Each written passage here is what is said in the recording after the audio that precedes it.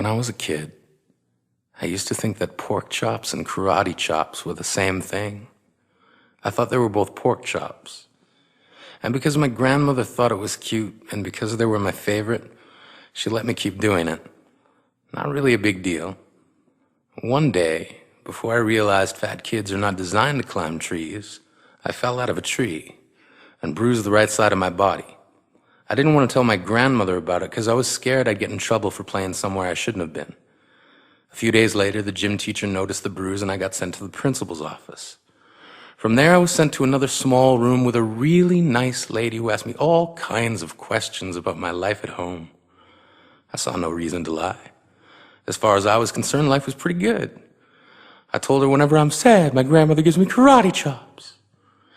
This led to a full-scale investigation, and I was removed from the house for 3 days until they finally decided to ask how I got the bruises. News of this silly little story quickly spread through the school, and I earned my first nickname, Pork Chop.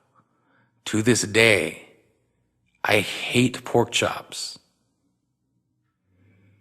I'm not the only kid who grew up this way, surrounded by people who used to say that rhyme about sticks and stones. As if broken bones hurt more than the names we got called, and we got called them all.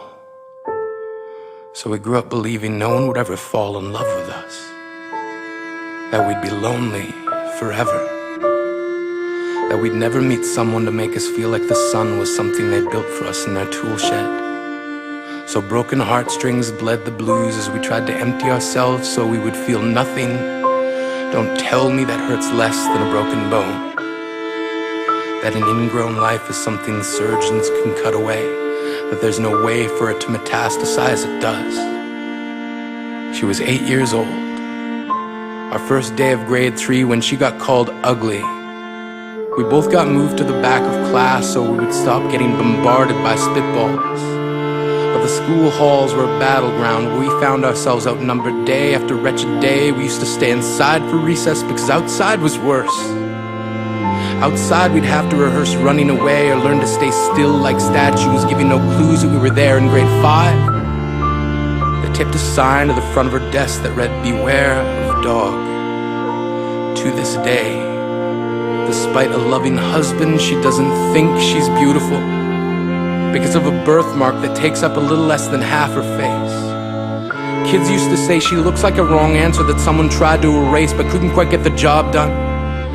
And they'll never understand that she's raising 2 kids whose definition of beauty begins with the word mom.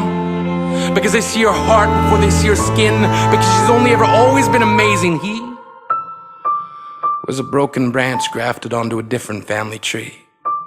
Adopted. Not because his parents opted for a different destiny. He was 3 when it became a mixed drink of 1 part left alone and 2 parts tragedy.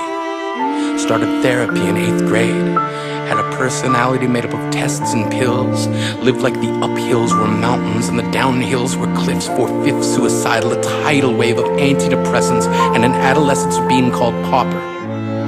1 part because of the pills, 99 parts because of the cruelty.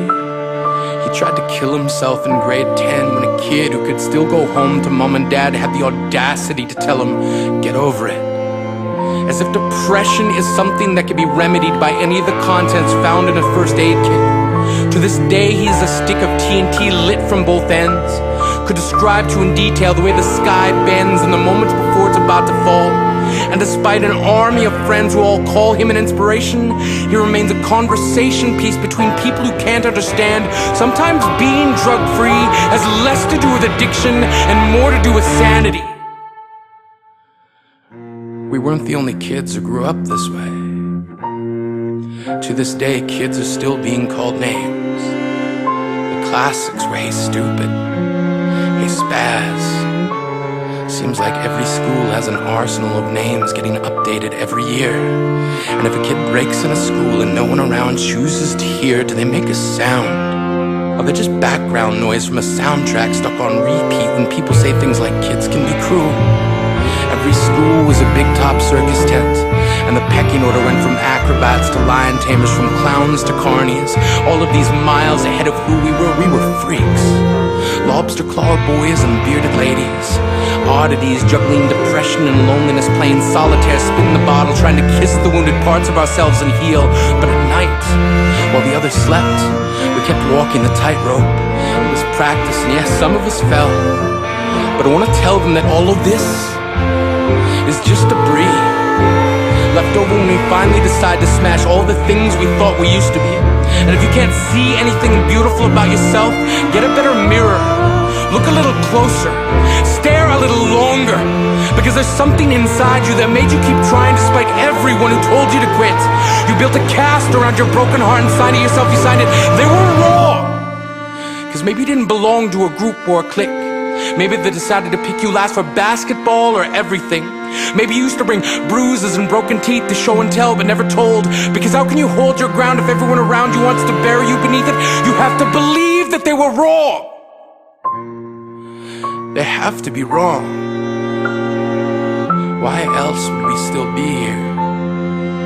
We grew up learning to cheer on the underdog because we see ourselves in them. We stem from a root planted in the belief that we are not what we were called.